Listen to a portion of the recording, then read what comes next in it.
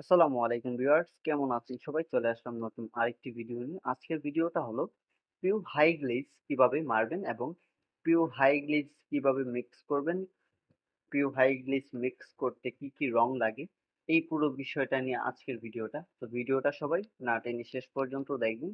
ভিডিওটি যদি আপনাদের কাছে ভালো লেগে থাকে অবশ্যই লাইক কমেন্ট শেয়ার করে দিবেন। আজকের এই ভিডিওতে আমরা জানবো পিউ হাই গ্লেজ যদি আমরা সঠিক নিয়মে মিক্স না করি তাহলে কি কি ক্ষতি হতে পারে এবং সঠিক নিয়মে কিভাবে মিক্স করব আমরা।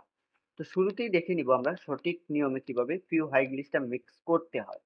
তো তার জন্য প্রথমেই আপনারা পিউ হাই গ্লেজটা নিয়ে নেবেন 1 লিটার পরিমাণ।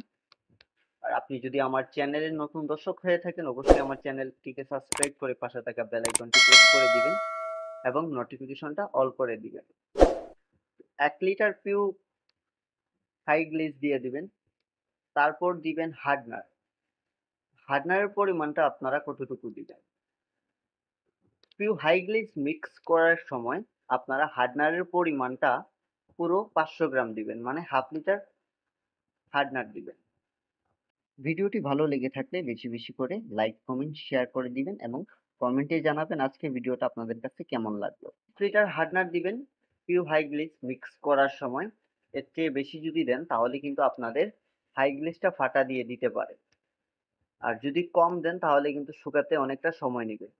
তো তার জন্য পুরো হাফ লিটার হার্ডনার দিতে হবে। তারপর যেটা দিবেন 446 থিনার, অনেকেই পিউ থিনার নামে চেনে। তো 446 থিনার বা পিউ থিনারের পরিমাণটা দিতে হবে 1 লিটার। আমি আবারও বলছি, 1 লিটার হাই গ্লেজের সাথে হাফ লিটার হার্ডনার, তার সাথে পিউ থিনার হলো 1 লিটার। তো সবকিছু আপনারা যখন ঠিকঠাক মতো দিয়ে দিবেন ভালো করে নাড়াচাড়া দিয়ে মিক্স করে নিবেন। আর আপনারা যদি এই পিউ হাই গ্লেজ মিক্স করার সময় আপনারা থিনারের পরিমাণটা বেশি দেন তাহলে কিন্তু এই হাই গ্লেজটা পাতলা হয়ে যাবে। পরবর্তীতে দেখা যাবে আপনারা যখন এই হাই গ্লেজটা মারবেন তখন এই হাই গ্লেজটা আর গ্লাসের মতো গ্লেজ আসবে না। তো তার জন্য অবশ্যই সঠিক নিয়মে আপনারা হাই গ্লেজটা মিক্স করবেন। আর যদি হার্ডনারের পরিমাণটা বেশি দেন তাহলে কিন্তু আপনাদের হাই গ্লেজটা ফাটা দিয়ে দিতে পারে। তো এই জিনিসগুলো একটু লক্ষ্য করে আপনারা পিউ হাই গ্লেজটা মিক্স করবেন। আশা করি আমি আপনাদেরকে বুঝাইতে পারছি। তারপর আপনারা যখন ফিনিশিং দেন, মানে হাই গ্লিসটা যখন মারেন তখন অনেকে দেখা যায় যে হাওয়ার পরিমাণটা বেশি দিয়ে দেন কিংবা একেবারে কম দিয়ে মারেন। তো হাওয়ার পরিমাণটা যদি আপনারা বেশি দিয়ে মারেন তাহলে যেই ধরনের ক্ষতিটা হবে সেটা হলো আপনার হাই গ্লিসটা দাস দাস হয়ে যাবে, গ্লেজটা একেবারে ম্যাট হয়ে যাবে, মানে দাস দাস পড়বে। আর যদি হাওয়া কম দিয়ে মারেন তাহলে কিন্তু আপনার হাই গ্লিসটা বিচি বিচি হয়ে যাবে। তো কিভাবে মারবেন? তো আপনারা সঠিক নিয়মে মারবেন মিডিয়াম হাওয়া দিয়ে। মিডিয়াম হাওয়া দিয়ে আপনারা সবসময় হাই গ্লেজের কাজটা করবেন, মানে ফিনিশিং দিবেন।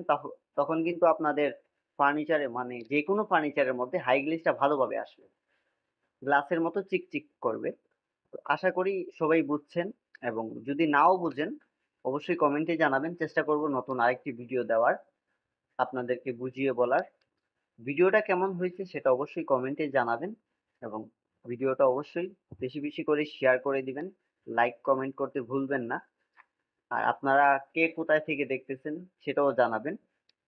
আপনারা কোন ধরনের ভিডিও দেখতে চান তাও বলবেন।